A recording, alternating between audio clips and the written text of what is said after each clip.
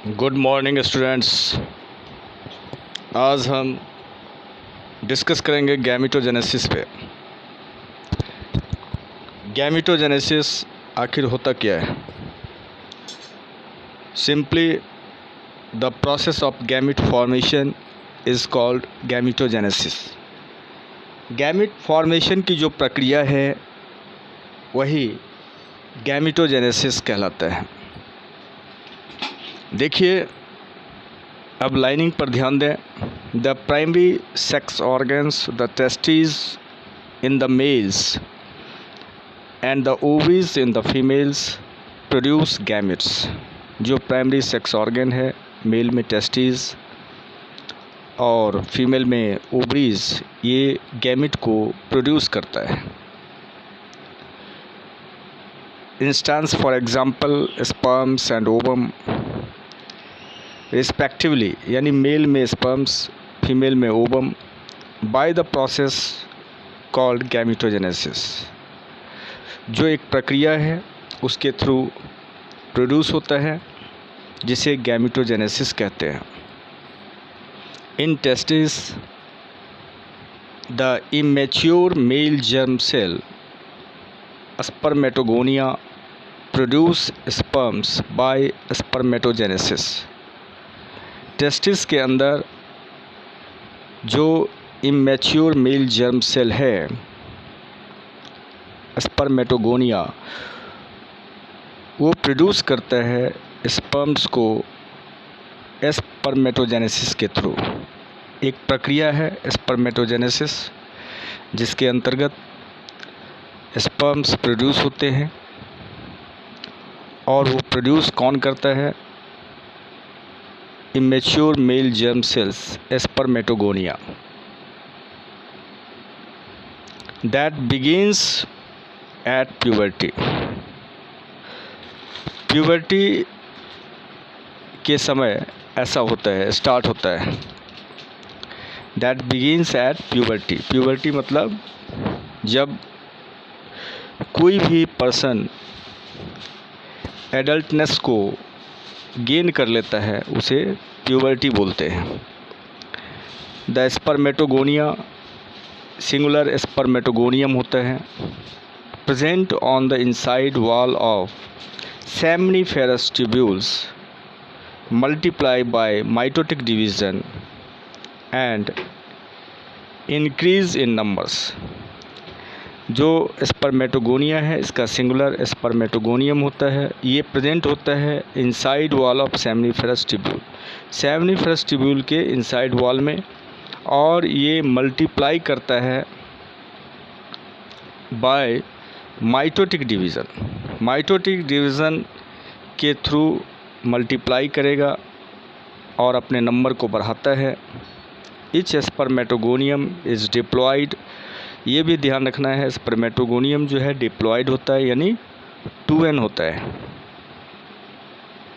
And contains 46 chromosome, और इसके अंदर 46 क्रोमोजोम होते हैं।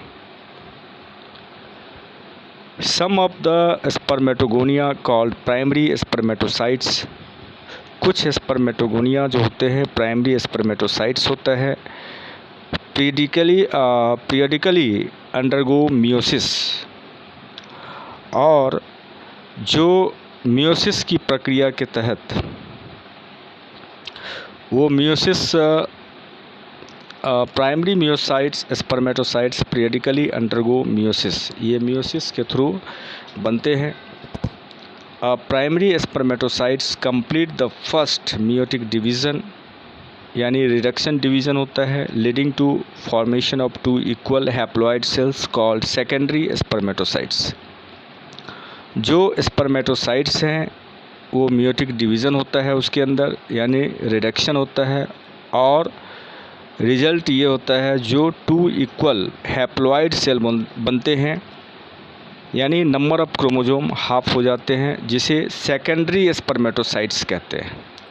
जो 2 इक्वल हैप्लॉइड सेल बनता है उसे सेकेंडरी स्पर्मेटोसाइट्स कहते हैं। देखिए बच्चों, फिगर में आप बहुत ध्यान से देखें। ये diagrammatic sectional view of seminiferous tubules. तो इसमें एनलार्ज्ड जो है तरीके से दिखाया गया है।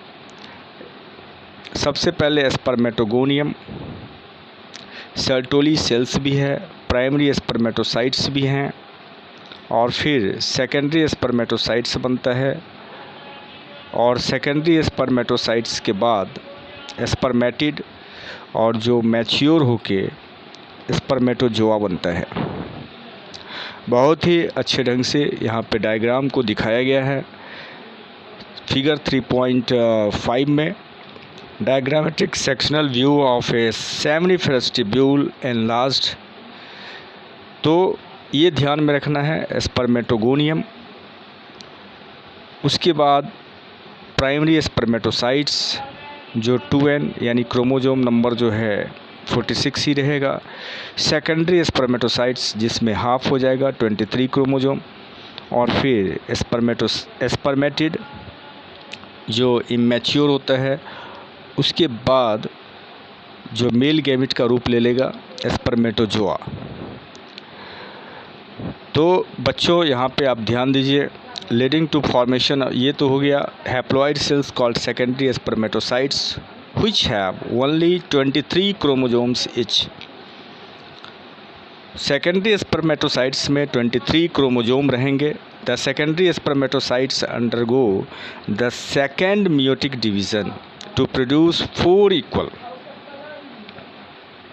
अब देखिए क्या कह रहा है, the secondary spermatocytes undergo the second meiotic division to produce 4 equal यानी हैप्लॉइड स्पर्मेटिड्स।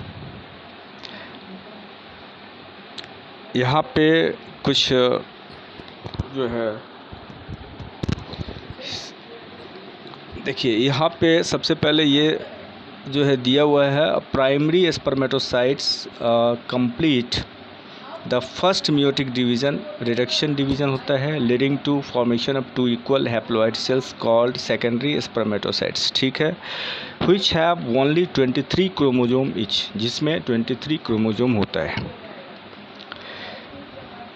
उसके बाद द सेकेंडरी स्पर्मेटोसाइट्स, जो सेकेंडरी स्पर्मेटोसाइट्स है, undergo the second meiotic division to produce 4 equal haploid spermatids. और इसमें जो है मियोटिक डिवीज़न होगा to produce 4 equal haploid spermatids बनते हैं। What would be the number of chromosome in the spermatids. अब सवाल ये उठता है, जो स्पर्मेटिड्स में क्रोमोजोम की नंबर क्या होगी। The spermatids are transformed into spermatozoa यानी स्पर्म्स में by the process called spermatogenesis.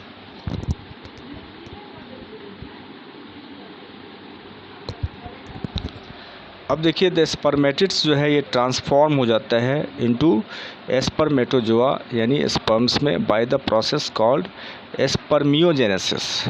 ये स्पर्मियोजेनेसिस प्रक्रिया के तहत आफ्टर स्पर्मियोजेनेसिस के बाद स्पर्म जो है leads become embedded in the Sertoli cells, और स्पर्मियोजेनेसिस के बाद स्पर्म जो है लीड्स होता है बिकम स्पर्म हेड्स, यानी स्पर्म का जो हेड होता है becomes embedded in the Sertoli cells. ये सर्टोली सेल से एम्बेडेड होता है, सर्टोली सेल्स जो है उससे एम्बेड होता है, जुड़ा होता है, and are finally released from the seminiferous tubule, और फाइनली रिलीज हो जाता है सेमनीफेरस ट्यूब्यूल से by the process of spermiation. Spermiation प्रक्रिया के दौरान ये सेमनीफेरस ट्यूब्यूल से रिलीज हो जाता है। Spermatogenesis starts at the age of puberty. ये प्यूबर्टी के एज से स्टार्ट होता है due to significant increase in the secretion of gonadotropin releasing hormone GnRH। जो स्पर्मेटोजेनेसिस ये स्टार्ट होगा प्यूबर्टी के दौरान। Significant increase in the secretion of gonadotropin, gonadotropin के सेक्रेशन के दौरान जिसमें हार्मोन रिलीज़ होता है। This if you recall in hypothalamic hormone, आप रिकॉल करें हाइपोथैलेमिक हार्मोन के बारे में। The increased levels of GnRH then acts at the anterior pituitary gland, जो एंटीरियर पिट्यूटरी ग्लैंड जो इंक्रीज लेवल ऑफ जो गोनेडोट्रोपिन रिलीजिंग हार्मोन है ये बढ़ जाता है, इंक्रीज हो जाता है। Then acts the anterior pituitary gland, और जो एक्ट करता है एंटीरियर पिट्यूटरी ग्लैंड पे, एंड स्टिमुलेट, और उसको प्रेरित करता है, स्टिमुलेट करता है, उत्तेजित करता है सेक्रेशन ऑफ 2 गोनेडोट्रोपिन्स, यानी 2 गोनेडोट्रोपिन्स के सेक्रेशन को, जिसमें ल्यूटिनाइजिंग हार्मोन होते हैं LH and follicle stimulating hormone FSH ये होता है। LH जो है ये एक्ट करता है at the Leydig cells, LH यानी ल्यूटिनाइजिंग हार्मोन एक्ट करता है लेडिंग सेल्स पे and stimulate synthesis of secretion of androgens, और ये स्टिमुलेट करता है सिंथेसिस संश्लेषण के लिए और एंड्रोजन के सेक्रेशन के लिए। एंड्रोजन इन टर्न, एंड्रोजन जो है ये के turn, androgen in turn stimulate the process of spermatogenesis, और जो एंड्रोजन हार्मोन होता है मेल के अंदर ये स्टिमुलेट करता है प्रोसेस ऑफ स्पर्मेटोजेनेसिस, स्पर्मेटोजेनेसिस की प्रक्रिया को। FSH यानी follicle hormone acts on the Sertoli sales, Sertoli cells पे ये एक्ट करेगा एंड स्टिमुलेट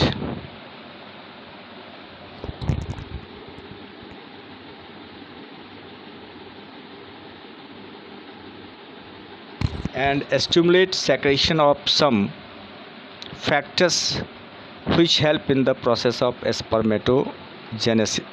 spermiogenesis, और ये सेक्रेशन सम फैक्टर्स स्टिमुलेट करेगा सेक्रेशन ऑफ सम फैक्टर्स को जो हेल्प करता है प्रोसेस ऑफ स्पर्मियोजेनेसिस को, यानी स्पर्म उसमें बनते हैं। तो बच्चों आज के क्लास में बस इतना ही, आगे हम ध्यान देंगे नेक्स्ट टॉपिक पे। Okay, thank you.